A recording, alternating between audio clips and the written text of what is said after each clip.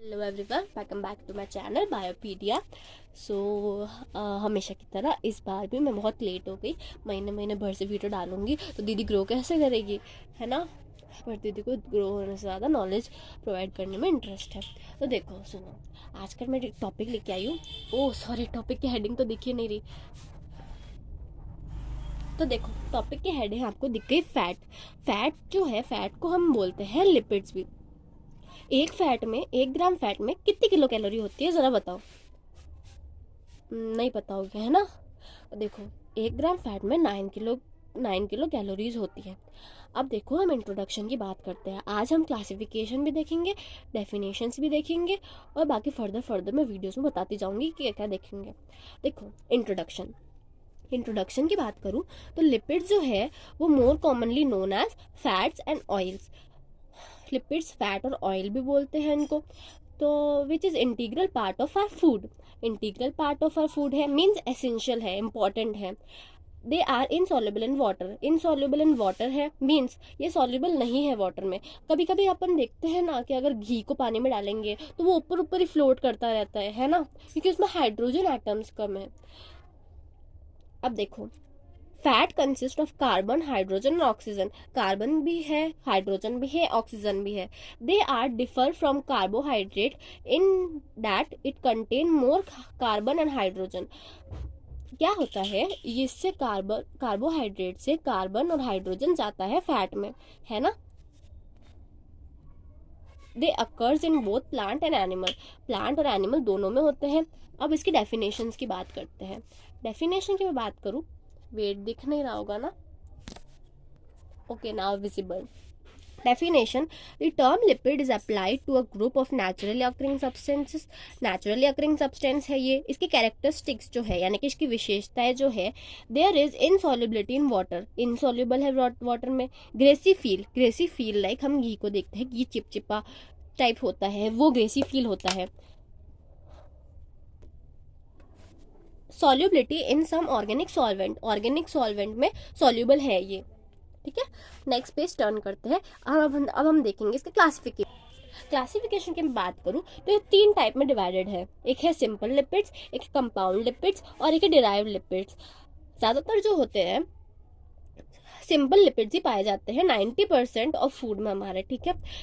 Simple lipids भी सब points में डिवाइडेड है, जैसे कि fat and oil. First heading दिख रही होगी। फैट एंड ऑयल जो है ये कंटेन करता है एस्टर ऑफ फैटी एसिड्स को एंड ग्लिसरॉल को। ग्लिसरॉल क्या है? ग्लिसरॉल जो है एक लिपिड की फॉर्म है जो प्रेजेंट होती है हमारे फूड में। फिर जो सेकंड लाइन है, at room temperature fat are solid and oil are liquid. Fat जो है, जैसे कि रूम टेम्परेचर, हम जैसे कि हमारे यूजुअल लाइफ में देखते हैं कि जो घी है वो जम जाता है ना। पर जो तेल है, वो ऑयल है जो वो नहीं जम पाता। क्यों? क्योंकि जो घी में है हाइड्रोजन एटम कम है, और जो ऑयल है उसमें हाइड्रोजन एटम ज़्यादा है, इसलिए वो लिक्विड है। जैसे कि हमारा H2O, उसमें हाइड्रोजन एटम ज़्यादा है, तभी तो वो लिक्विड फॉर्म में है ना। कंपाउंड लिपिड्स में कुछ फर्क नहीं है। फैटी एसिड्स और ग्लिसरॉल के साथ साथ क्या होते हैं, ऑर्गेनिक कंपाउंड्स भी होते हैं। कंपाउंड लिपिड, कंपाउंड के नाम से ही पता चल गया कि ऑर्गेनिक कंपाउंड्स एडिशन में होंगे बस। ये भी सब पॉइंट्स में डिवाइडेड है। फर्स्ट जो है फोस्फोलिपिड, एंड सेकंड जो है वो हमारा ग्लाइकोलिपिड। फोस्फोलिपिड में क्या है, फोस्फोरिक एसिड और nitrogenous base with fatty acids and alcohol and glycerol. सिर्फ ये 4-5 चीज़ें हैं जिससे मिलके फोस्फोलिपिड्स बने हैं हमारे, ठीक है। इसका एग्जाम्पल है लेसिथिन एंड सिफेलिन। नाउ हम बात करते हैं ग्लाइकोलिपिड्स की। ग्लाइकोलिपिड्स में ये कार्बोहाइड्रेट कंटेन करते हैं with combination to fatty acids and nitrogenous base and glycerol fatty acid, nitrogenous base and carbohydrate से मिलके बनते हैं ग्लाइकोप्रोटीन। ग्लाइको के नाम से ही समझ में आ गया। फोस्फो के नाम से समझ में आ गया फोस्फोरिक एसिड। नाइट्रोजनस बेस तो दोनों में आएगा, ये बात ध्यान रखनी है। इसकी जो एग्जाम्पल है सेरिब्रोसाइड जो है वो उसका एग्जाम्पल है। नाउ हम बात करें तो एक छोटा सा एक नोट दिया गया है। इस नोट में क्या है, phospholipid and glycolipid form part of the cell membrane and nervous system.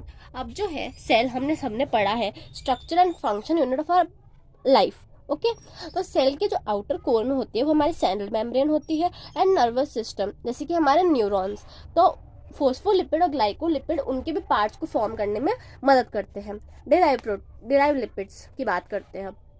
Derive lipids क्या होते हैं कि ये जो सिंपल लिपिड्स हमने पढ़े और कंपाउंड लिपिड्स हमने पढ़े, उनके जो हाइड्रोलाइसिस फॉर्म होती है वो होती है हमारे derive protein.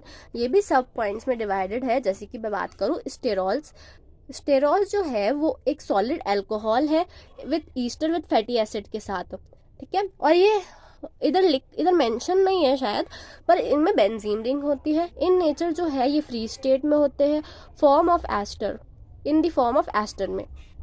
Based on the origin sterols are classified as, origin के हिसाब से जो स्टेरॉल्स है वो हमारे क्लासिफाइड है कोलेस्ट्रॉल में और फाइटोस्टेरॉल में। कोलेस्ट्रॉल जो है वो हमारा एनिमल ओरिजिन में मिलता है और जो फाइटोस्टेरॉल है वो प्लांट ओरिजिन में। Phyto means plants. कोलेस्ट्रॉल की मैं बात करूँ तो कोलेस्ट्रॉल जो है वो हमारा कॉम्प्लेक्स टाइप ऑफ लिपिड है जो क्या करता है, रेगुलरली सिंथेसाइज होता है और किसमें होता है, स्टोर इन लीवर। जैसे कि ग्लूकागन जो है वो एक कार्बोहाइड्रेट है जो हमेशा एनर्जी को स्टोर करके रखता है लीवर में। वैसे ही कोलेस्ट्रॉल है हमारा प्रेजेंट इन एनिमल प्रोडक्ट्स, सारे के सारे जो एनिमल प्रोडक्ट्स हैं उन सब में होगा, जैसे कि मिल्क हो गया, एग हो गया एंड बाकी चीज़ें। स्टेरॉल्स की तो हमने बात कर ली, पर जो हमारा बी पॉइंट है वो हमारा है फैटी एसिड। फैटी एसिड जो है वो main bulk of are diet है, मतलब जो है ये बहुत ज़्यादा एनर्जी प्रोवाइड करते हैं हमको और इनमें ही होती है 9 किलो कैलोरीज जो 1 ग्राम में होती है। क्या होता है इसका जनरल फॉर्मूला, CH3CH2